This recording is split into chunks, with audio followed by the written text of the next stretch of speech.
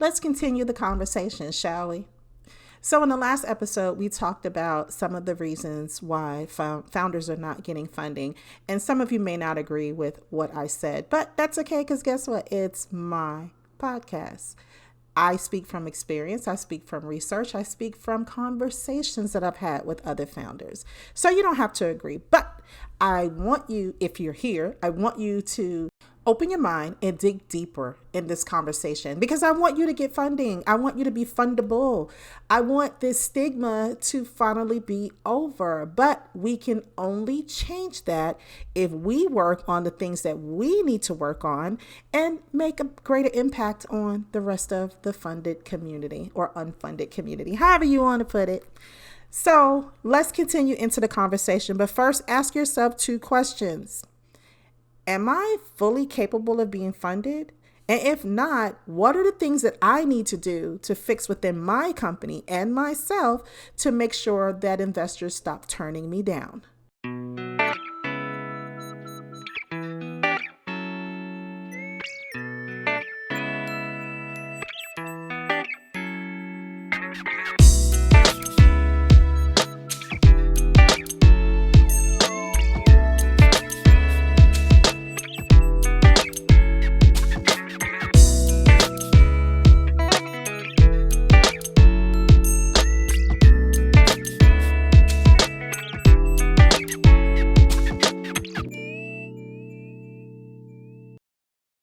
Welcome back to another episode of Mogul Chicks Chat. I'm your host, Adrienne Graham.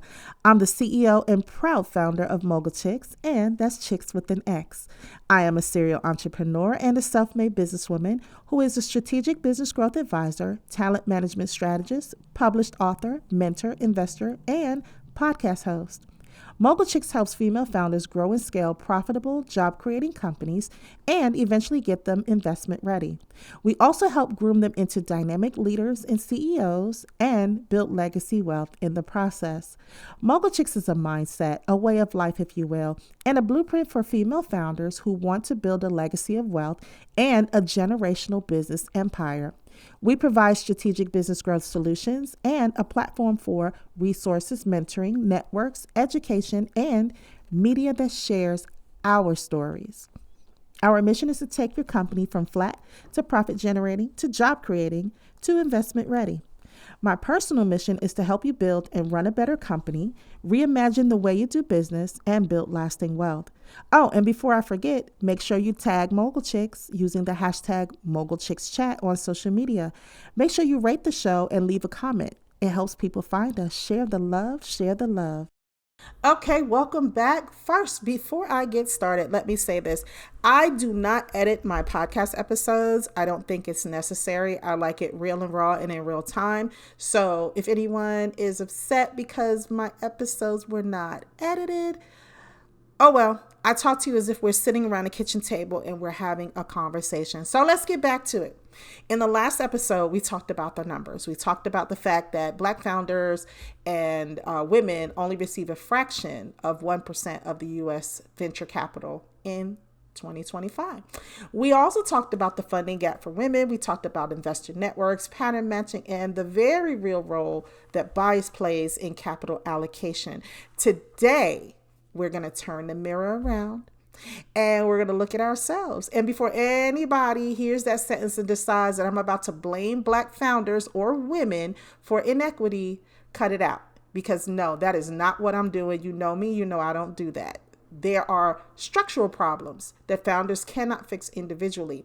But there are also problems founders can fix so that they can become funding or capital attractive. That's what we want to talk about. That's what I want to focus on. Because remember what I said. If you strip away their reasons for rejecting you, they can't reject you.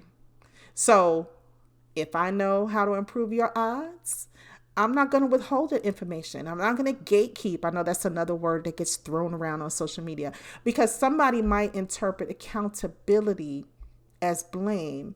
Today, we're going to talk about the 7 reasons that some founders do not get funding and what's within their power to address. So grab a notebook, grab a pen and a pad or your iPad or whatever, because some of this may sting a little bit, but it's always in love. If you have a problem with what I'm about to say, then you're probably not mature enough or ready to get capital, and you're not open enough to be receptive or coachable to figure out how to position yourself to get funded. But I know that's not my listeners. You guys are always listening with the pen and the pad, and you're ready to take the notes and put things into action. So let's get started. Number one, you are chasing the wrong kind of capital. This is the biggest one. So in my book, The Mogul Chick's Guide to Getting VC Funding, I talk about this because people hear VC or angel investor or some kind of investor and they think, oh, they have money, they want to invest. Let me shoot my shot and see if I can get funded. That's not how this works. You can't go to an investor that does not play in your vertical. See, here's the biggest thing. You decided that you needed venture capital or money in general because venture capital sounds impressive. It sounds something you need to scale and to build a bigger company. You saw somebody announce a $3 million seed round on LinkedIn, or you watched Shark Tank, or someone told you investors fund businesses, period. End of discussion. And now you're building a pitch deck. Hold on. Before you do that, capital has a job. Debt has a job, equity has a job, grants have a job, revenue financing has a job, strategic capital has a job. All of those things have a job. Your responsibility as a CEO is not to find the money. Your responsibility is to find the right money for the job that needs to be done. Let me say that again. Your responsibility is to find the right kind of money from the right investors for the job that needs to be done. If you're a profitable consulting company producing, let's say, $2 million annually with strong profit margins and a manageable growth, giving away 25% of your company to a venture investor may be an absolutely terrible decision. Why? Because if you have strong profit margins and your growth is manageable and you're already producing 2 million, at this point, it's greed. To say, oh, well, I want to produce 5 million or 10 million or 20 million or whatever, but I need the capital to do that. That's not the best equation. That's not the best scenario for you. If you're building, let's say, a technology platform, such as what I'm doing, that needs 10 million to reach scale before it can even produce meaningful cash flow, debt is the wrong instrument for you. Different capital solves different problems. This is exactly why I built the capital pathway assessment within CapFlight, the app that I mentioned in the first episode of this series, which is available on Android and iOS. Before we start talking about who should invest in us, I want to know what kind of capital fits what you're building, because the wrong type of capital can damage a company. It could damage a good company. So VC, I keep telling people try to shoot for the VC thing. And that's really for the bigger boys, like the bigger girls or the bigger companies, bigger dogs, however you want to call it. Because VC, they take an ownership and not no little flimsy ownership. Now, not like Shark Tank when they're like, I want 75% of your company for X amount of dollars. No, that's not how that works. But your situation may be you just need debt. Or it may be an angel is a better fit. It's a lower dollar amount. Or it may be that you need a loan or something, or a grant. You have to determine what your company actually needs for what specific job. The assessment that you do in the app, that tells you or gives you suggestions based on the real input you put in. Now, let me put this disclaimer out there. It has to be truthful information. If you're not telling the app the truth, it's not going to give you the right assessment. So you have to be able to be honest about what it is that your company needs, where you are currently, what you're trying to do, and it will help you determine the best path for capitalization for your business. Number 2, you start building the investor network when you need the money. This is backwards. See, people wait until they absolutely need investment dollars to start determining or deciding to build relationships, like their emergency contacts. The bank balance starts falling. The runway is like 3 to 6 months. Suddenly, you want to know who knows investors, who can I connect with, who can give me money. I've seen this on Threads. And it hurts my heart because I love all my sisters and my brothers out there. I love you all, but you can't wait until you're having an issue to start seeking relationships. You can't do that. It doesn't make sense. Your investor network should be under construction long before you decide you need to raise money, because it is about relationships. I know that sounds corny to some people, but it's the truth. Relationships are a big factor in whether or not you get funding. Venture capital is relationship driven.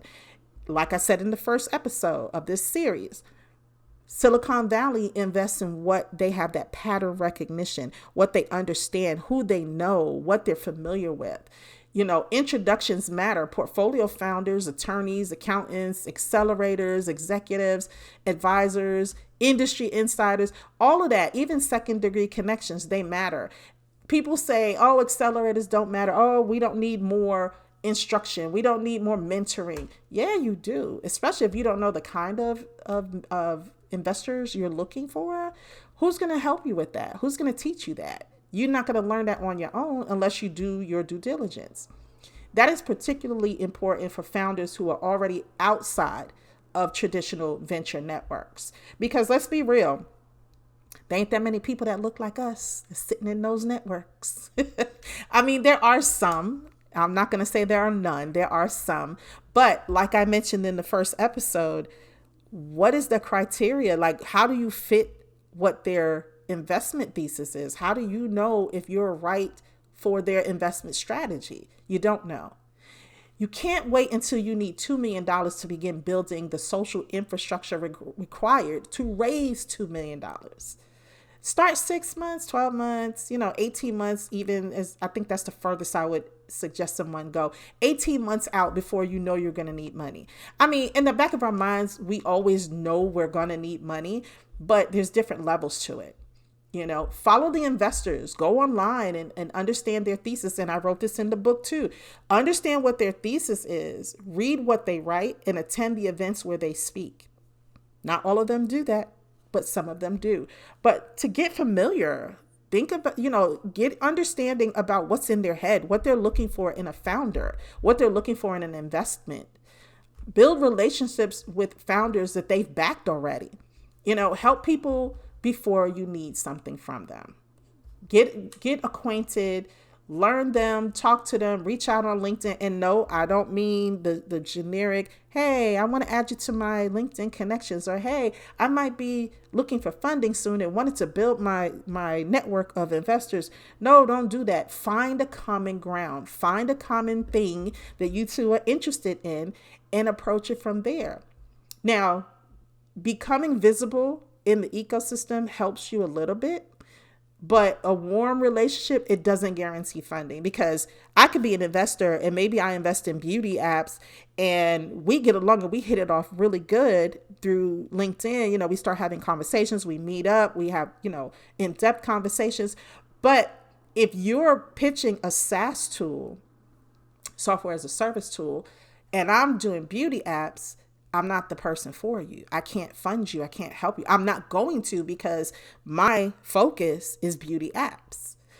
But fundraising through an existing relationship is very different from introducing yourself for the first time with, hey, my name is Adrienne and I have attached my pitch deck and I want you to give me some feedback. That's not how you build relationships. Get your face in the place. I said that to somebody on Threads a couple of days ago. Get your face in the place and start getting to know the players. Start knowing what they're interested in, what they're talking about, who they're connecting with, and what they're interested in. Number 3, you are letting investors frame your company around risk. Remember, I said that in the other episode. This is one that is especially important for women and underrepresented founders, Black, brown, founders. If every question coming at you is about risk, your entire meeting can be defensive. It could be just one big defense. You're spending that time defending your idea, defending your company, defending your stats. You don't want to do that. They're coming to you. What if competitors enter? What if customers leave? What if sales slow down? What if the economy changes? What if? The risk matters. And investors are supposed to evaluate risk, but you are responsible for making sure that they understand the upside. So develop the habit of answering the risk, provide the evidence, redirect to the growth. You never want to let the investor steer the conversation. If they do, you take it back. If they ask, what if a larger competitor copies you, you can answer something like, our defensibility comes from X, Y, and Z, which has already allowed us to maintain this level of retention. More importantly, our early customers' behaviors show an opportunity to expand into these 3 adjacent markets, representing ultimately or approximately X in additional potential revenue. Flip it around. See, risk, you address the risk. Evidence, you provided the evidence. And opportunity, your opportunity to pivot or grow. Do not let somebody interview you like you're applying for permission to exist. You are presenting an investment opportunity, and you need to act like that. And by that, I mean, stand strong in the facts. Don't get defensive, because ladies, we all know, and I'm guilty of this too. If I'm having a conversation with someone and they start questioning me too much and start making me feel like I have to prove myself, automatically in my mind, I have a chip on my shoulder. And I know I need to work on that too. And I am. I mean, I guess for me, I've been at this so long, it doesn't bother me as much as it used to. But put your game face on, ladies. Got to put your game face on. And you got to steer the conversation back to where it makes sense. Number 4, you do not have the traditional pedigree, but you also haven't replaced it with proof. Okay. When I say that, you already know the standard is, did you go to MIT? Did you go to Stanford? Did you go to Harvard? You know, that kind of stuff. However, VCs use shortcuts. Elite schools, big tech resumes, previous exits, recognizable employers, tech backgrounds, prominent advisors, existing investors. You may not have all of those, and I'm not going to tell a 45-year-old Black woman founder, well, go back in time and graduate from Stanford, or go on and apply, go to Harvard and get your MBA. I'm not going to tell you that. That makes no sense. The only people now, okay, let me throw this out there.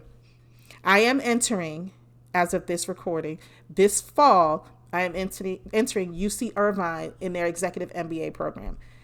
That has nothing to do with me getting funding or trying to get funding. And yes, I am 57 years old. It is a personal choice that I decided to make. It can help me moving forward. And I look forward to it, especially since I am building a tech company, in addition to my other companies, of course. So, but what I will tell you is this. Replace your pedigree or the lack thereof with evidence. Maybe you didn't work at Google. All right, cool. Show me customers, revenue. Show me retention rates, your margins, your profit margins. Show me intellectual property you can defend. Show me distribution. Show me contracts.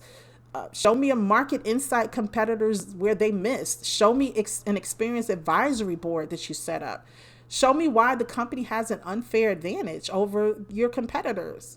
Show me the proof, because proof is a credential, and that trumps, excuse the word, I hate even using that word, that beats pedigree every single time. You may not look like the founder they expected, and that's okay, but make the business look like an opportunity that they understand. Let that sink in for a moment. Number 5, you are raising based on time in business instead of milestones. I hear this all the time. Well, we've been operating for 3 years, so we're ready for Series A. Based on what? So let me back up for a minute. There's seed, Series A, B, C, D. There's exit. In the book, I want you, or go look online if you don't have the book, and get an understanding, if you do not already, get an understanding of the different levels of VC funding. Again, the Mogul Chicks Guide to getting VC funding, it can tell you everything you need to know. Investors don't fund anniversaries. They don't care that you've been in business for 5 years or been in business for 1 year or whatever. The question isn't how long have you existed. The question is, what has changed about this company that makes it less risky and more valuable than it was during the last round or since the beginning? Maybe the milestone is $1 million in total addressable recurring revenue. Maybe it's 10 enterprise customers or FDA clearance on a product or a functioning product market fit, a defensible patent, a certain retention rate or a successful pilot, a repeatable acquisition channel or international expansion. It could be key regulatory approval or a certain gross margin. Whatever that is, the milestone needs to mean something. It doesn't matter if it happened in 6 months or 6 years. It's the actual milestone that matters. A funding round should buy the company enough runway to reach the next value inflection point. Look that up. I'll talk about that too. If you cannot tell me what milestone this money is purchasing, then you're not ready to ask for money. And no, I don't mean, well, I'm going to use this for marketing or I'm going to use this for hiring. That's not, it's admirable when you want to do those things, but that's not fundable. Those are not fundable excuses. So dig deep and figure out what your next value inflection point will be. Number 6, your deck is ready, but your company isn't. Look, with the onset of Canva and ChatGPT and Claude and all these other little AI tools that help you build these beautiful pitch decks, because I've seen a lot of them. Hell, I did one on my own. But, and this is going to hurt, some of you spend more time in Canva than in your QuickBooks. Yeah, I said it. I don't care how pretty your pitch deck looks. It could be a pitch on a napkin that will get you funding over this time-intensive, overly produced Canva pitch deck in what is that, PowerPoint that you put together.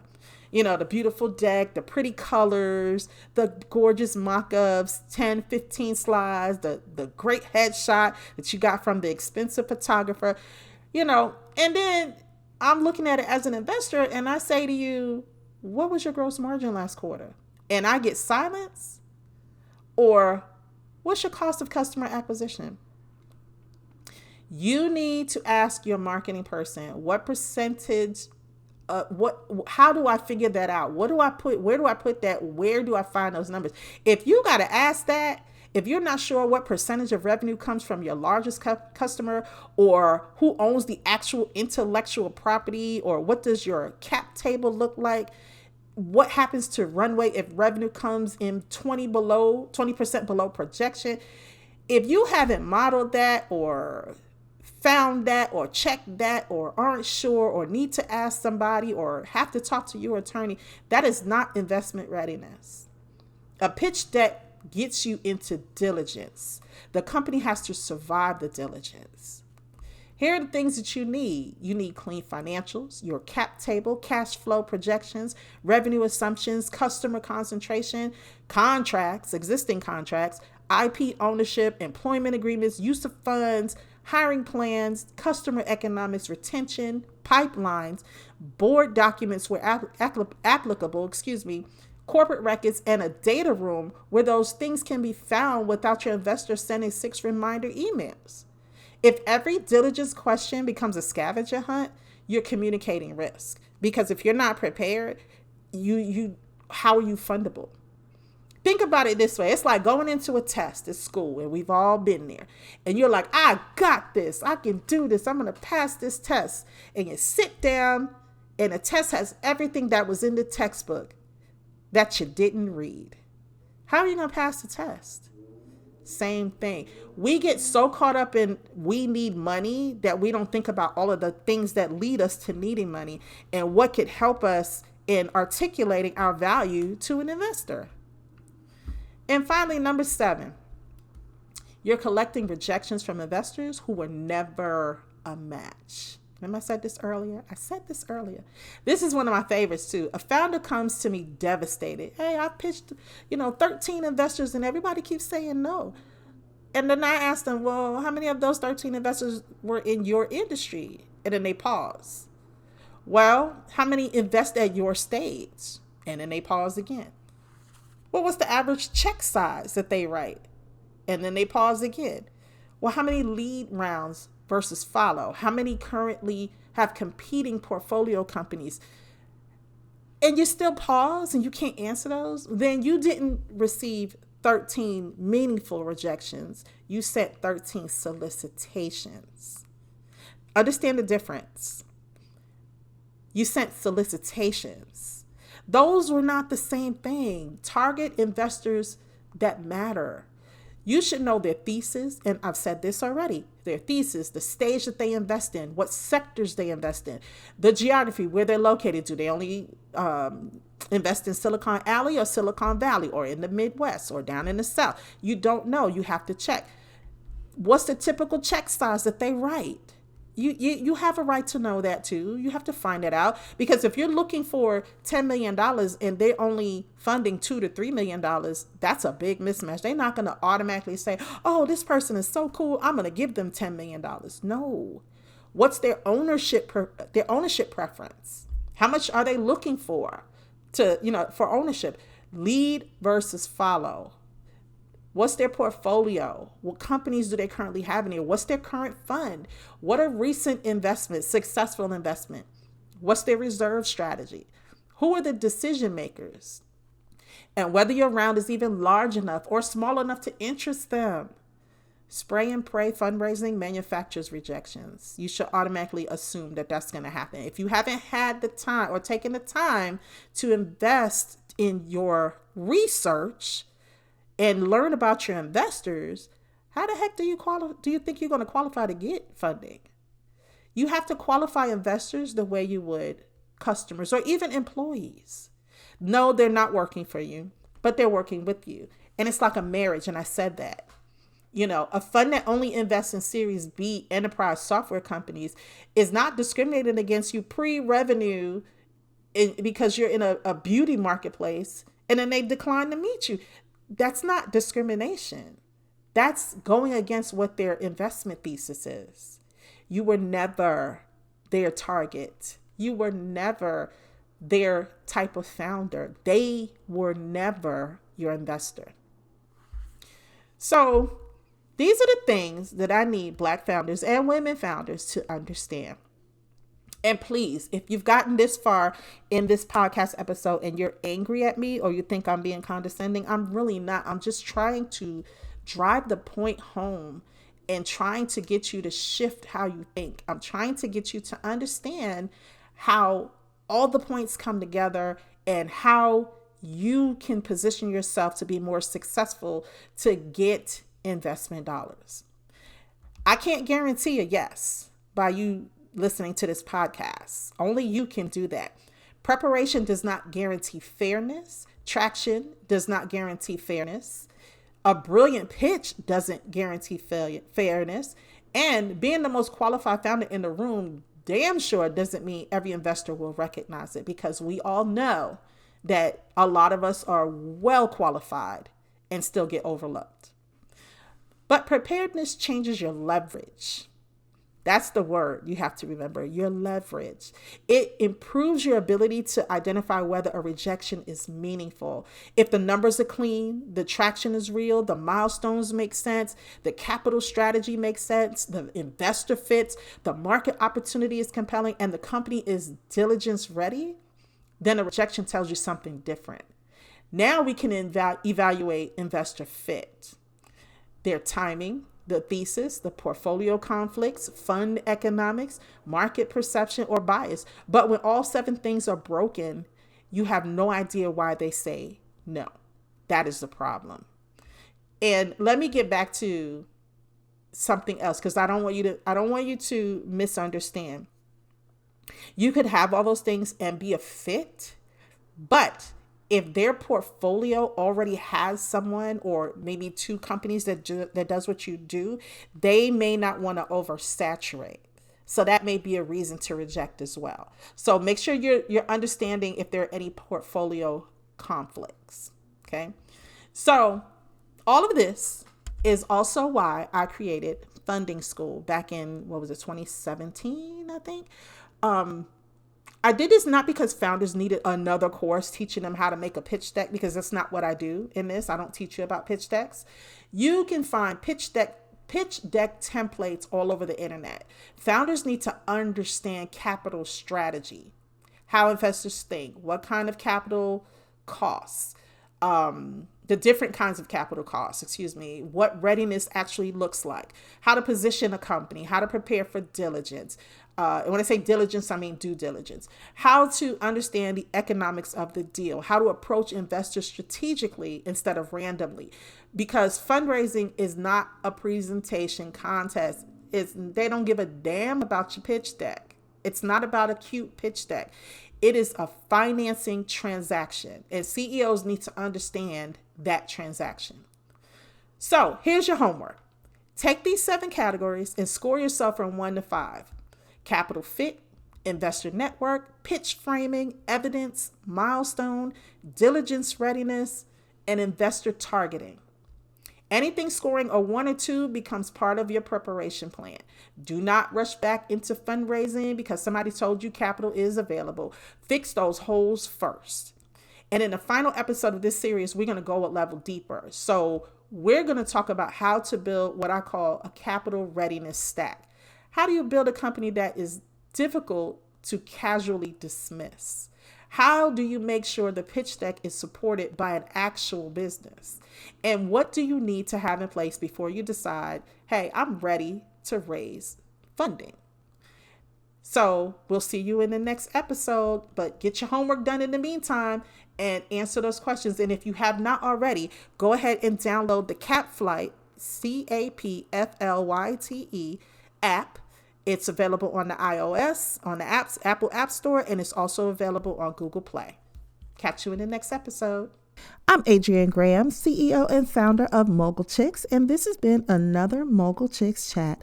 I want to help you build a better, more profitable company. Make sure you check out the other episodes, and if you like what you hear, share the love. Pass the link on to your friends. You can find this podcast wherever podcasts are streamed, and of course on the Mogul Chicks website. Make sure you subscribe, and if you do, leave a comment on any or all of the channels. It helps other people find the podcast too. Sharing is caring. For more information about how we work with you to grow and scale your company, visit us online at mogulchicks.com. Send an email to contact@mogulchicks.com, or you can connect with us all over social media at Mogul Chicks. And remember, that's Mogul Chicks with an X. If you're not yet part of the Mogul Circle, if you're doing over $1 million in revenue annually, what are you waiting for? There's so much value in memberships and the community. If you prefer a good program or trying to move beyond startup phase, check out the Mogul Chicks Academy at mogulchicksacademy.com. I'll catch you on the next episode. And remember, Mogul Chicks are always a step ahead of the crowd, and they're always closing deals. Mogul Chicks make mogul moves and power plays. Your move. Now go be profitable. Bye.